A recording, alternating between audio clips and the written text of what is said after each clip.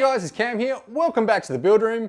And under wraps behind me is the source of my automotive shame. So in today's episode, we're gonna rip the covers off and see what we can do to figure out whether this thing is trash or still a treasure. So stick around and check it out.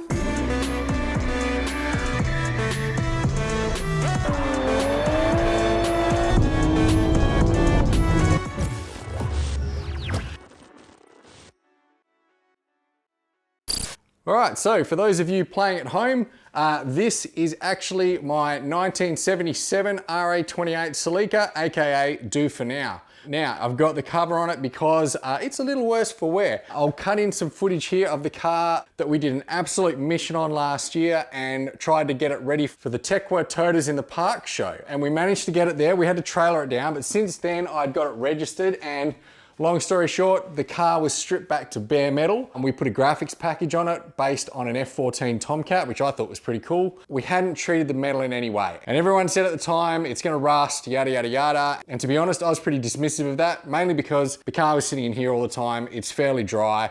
And I ran this for probably, I would say about 3 or 4 months with no rust issues whatsoever. But then unfortunately, I had the turbo blow up on the BMW and I had to bring it in here. And that just kicked off a flow of events where this thing got stuck outside in the rain in the middle of winter. And this is what it looks like now. So we'll do the big reveal.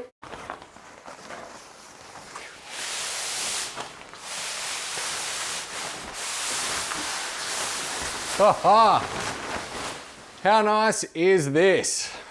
All right, so it's nighttime at the moment. This may not come across in all of its glory. So I did shoot some shots outside earlier today in the sun. Let's have a look at those.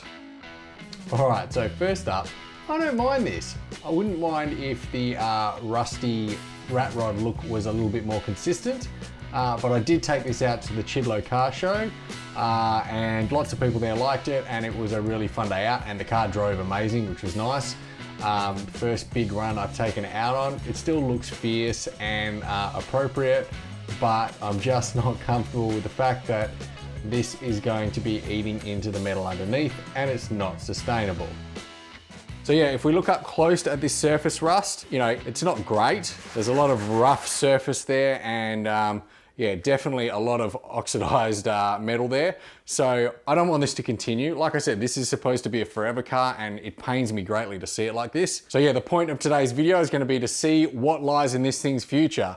And it's a pretty tricky one, but originally the intent for this thing was after I stripped it back to bare metal and got it to the show, I was gonna look at different rubbing compounds and things like that that I could have put on the bare metal to protect it. But everything I looked at online went 6 of one way, half a dozen of the other in terms of, yeah, this is great for protecting bare metal, to if you use this to protect your bare metal, never ever plan on painting the car because it will seep into the pores of the metal and it will screw the metal for life. And it'll mess with the adhesion of any paint that you try and put on in the future. Now, I did like this thing in bare metal, but I never wanted it to be bare metal permanently, and I didn't even want it clear coated bare metal permanently. At some point, I need to pick a color for this and get it properly painted, and that's with you know, full epoxy primer, base coat, good high solids clear, and a nice buff to make it look all spick and span. So yeah, this is honestly a bit of a bummer, and so what today's episode is gonna be about is figuring out what we can do to treat this rust as it is to make sure that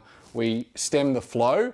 And then can we clean it up enough to clear coat it? Or has that horse already bolted and it's just time to deoxidize this and get it in some epoxy primer and then start the process of paint? Now, in order to do that, I want to work on the back of the car. So I'm just going to flip this thing around in the garage and then we'll take another look.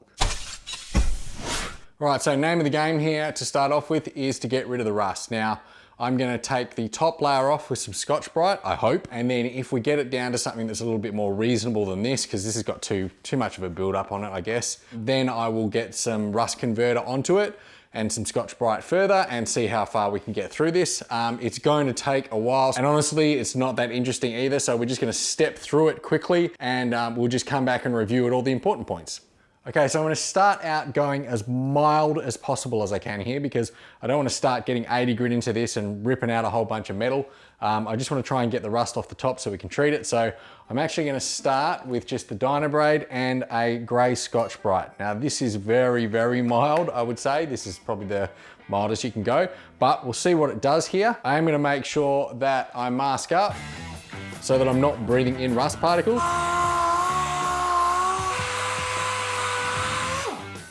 All right, so that's knocking the top off it, but nowhere near aggressive enough. Time to grab some sandpaper. We'll start with the 240. All right, no joy there, so we're gonna go to a 120. All right, that wasn't bad, but it hasn't taken that much material off, so I think I am gonna try an 80 now. I've got 40 as well if I need it, but let's just see how we go.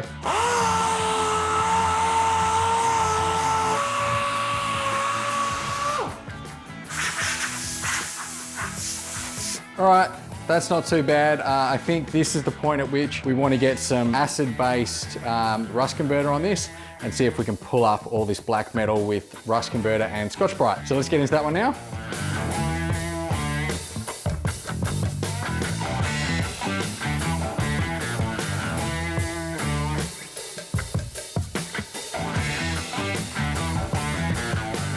Now we've got a red Scotch-Brite on the DA. And we're going to scrub and work this in as best we can.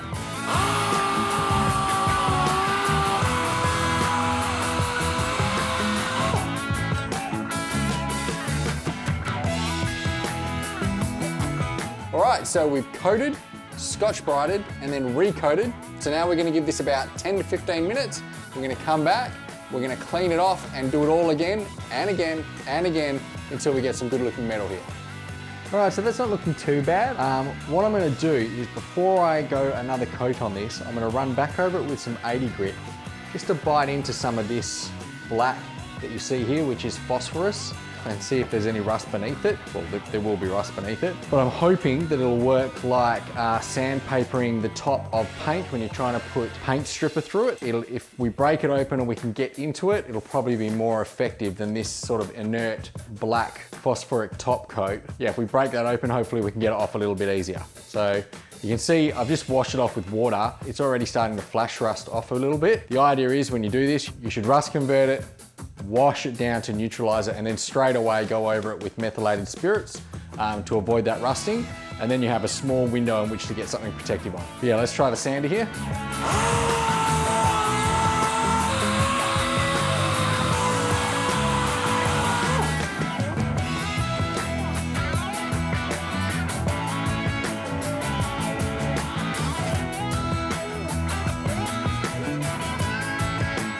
All right, and one of the problems that we're gonna run into here again and again is gravity.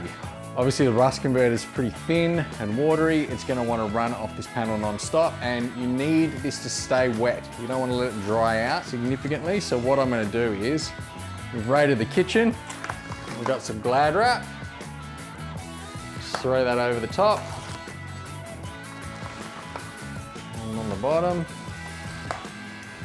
All right, that'll keep that nice and trapped in there.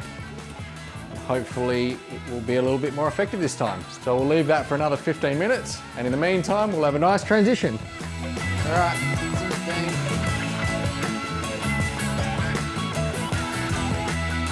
Just to be consistent, we'll give this a scrub in.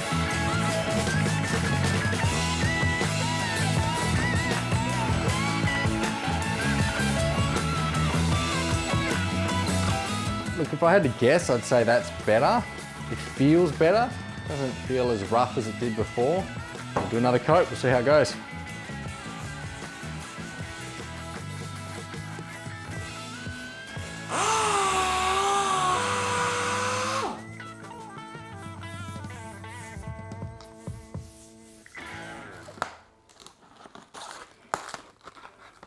All right, it's 15. All right, that's actually looking pretty good now. I think it needs a little bit more, but I'm not gonna make you guys watch cycle after cycle after cycle. I'm just gonna keep going at this until it's at a point where I like it, and then I will fill you guys in as to how many layers it took. So I'm just gonna go, all right, so here we are. This is, I did another 3 passes with the rust converter, probably more than I needed to. I'll get into that in a second, but I also just did a light, single coat over this to show you what we're looking at over here.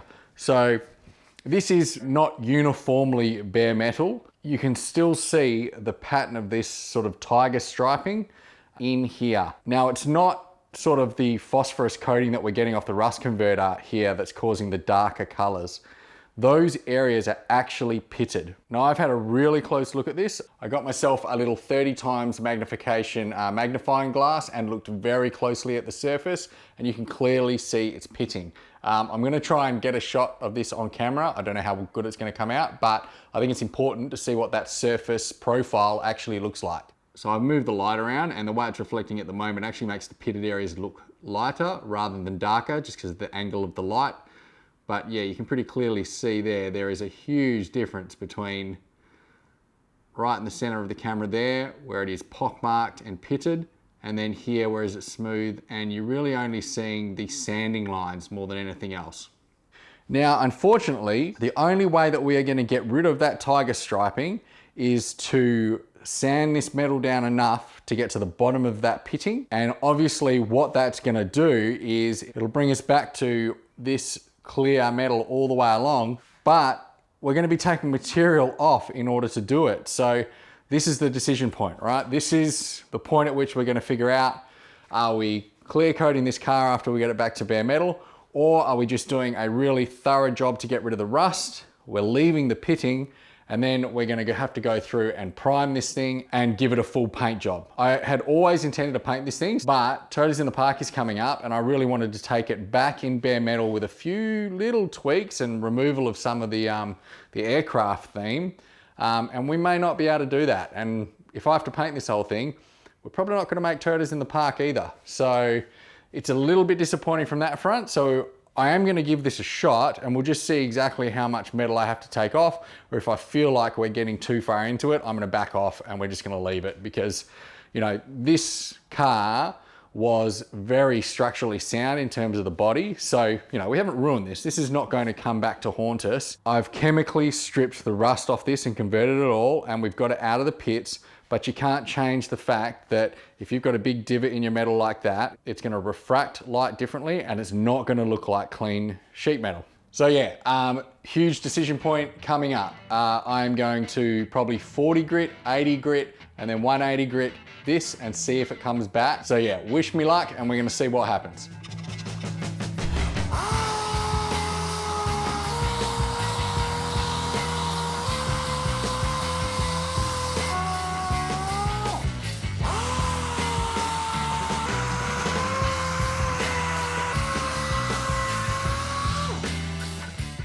All right, I'm stopping there. The tiger stripes aren't coming out. It's not gonna happen.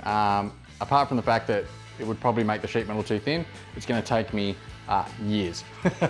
That's a very slow process to try and sand down metal, and yeah, that pitting is a little too deep. Cleaning it up, however, has made it look better. So, you know, I'm not really 100% sure. I mean, that versus that, pretty significant change here. So, you know, maybe we do have something that we don't have to cover up. And I'm thinking what might happen is when we coat this with like a satin clear, it's probably gonna look different as well. Could look better, could look worse, who knows? So yeah, that's what I'll do. Mask this up, throw some satin clear on, and then you guys in the comments can tell me what you think, and that'll determine where we go next with this.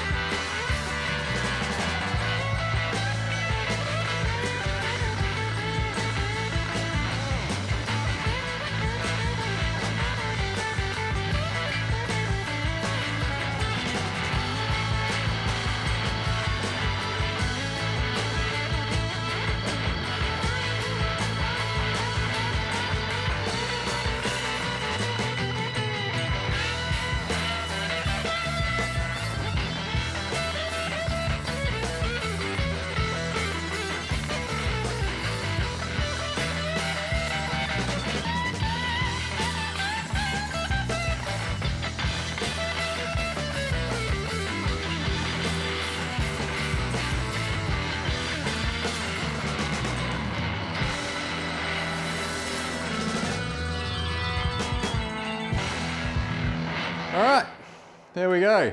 Okay, so a couple of things you will have seen. I got out the drum sander. Now, the reason I got the drum sander is when this was originally in bare metal, it looks great, but I didn't like the DA marks all over it, and I didn't want to get it to a fine enough polish level to not see the DA marks. And what I wanted to do was get it like a brushed stainless finish, or a brushed mild steel finish, but you know what I mean.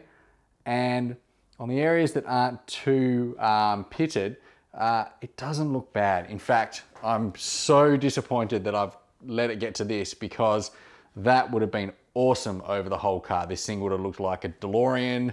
Yeah, I'm absolutely gutted through my own boneheadedness that we are in this position we're in. But on the other hand, these two finishes don't actually look too bad. I mean, brushed on the right, not brushed on the left, and then this is raw. I had the tape line down there. This I'm never going back to. This I could kind of live with.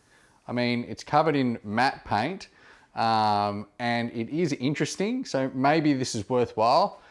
Maybe this would be okay on areas that didn't have so much pitting, or just done for consistency. Like on the back here, it looks a little bit better. This does also look darker. I don't know if that's because the red Scotch Brite had been pulling rust off. I used it a little bit here, and it's just put a coating of red rust on, but I'll clean that out before I use it again. But yeah, now with it looking like this, I think we're gonna put it to you guys to make the decision. So yeah, there's a couple of options here. Obviously, I'm gonna go and clean the rust off the rest of the car. I'm not gonna make you guys watch that. It would be a very boring episode, but I'm gonna get this back to what I consider to be clean metal, ready for one of our three options. The first one is that we just tidy it up as much as possible. We're gonna fix some of the rust and weld new metal in and fill up some other little things, maybe even try to hammer and dolly out some small dents, and then just matte clear the whole thing. The second one would be an interim step where we also run the drum sand over it with the Scotch Brite on it, and we try to give it as many of those lines that we can to make it look like brushed steel, and then we clear coat that. The third option is we just bite the bullet and say, you know what, it's never gonna get to where it needs to be. I throw some 2-pack etch primer down on this, and then we start the process of painting the entire car. Now, I'm not sure if any of those options are gonna be doable by Toyoters in the park.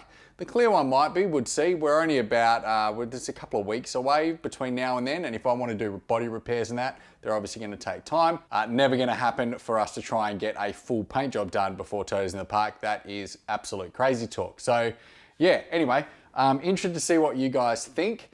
This has been a short episode, but I think given the time the car's been away, I wanted to get something out there for you guys, and I figured it'll be fun to hear all your opinions and get some feedback on where the build should go to next. The other thing that we need to consider here is if I do a full paint job on this, there's a whole bunch of other stuff and it's gonna take some time, meaning this guy, old Violet Crumbles there underneath the car cover, that's going to take a little bit of time to get back to. So originally I just wanted to tidy this up quickly and then get back to that. We've got a rear end, a new rear end to weld onto that thing where it was hit by the car, and it's not that far away from being able to epoxy prime and then wrap align the underside and then start getting it back together to get on its wheels. So, you know, that's something to think about in terms of content. For now, we're back to the usual stuff. I'm going to put a link to the full Violet Crumble series up here and some other cool content down here.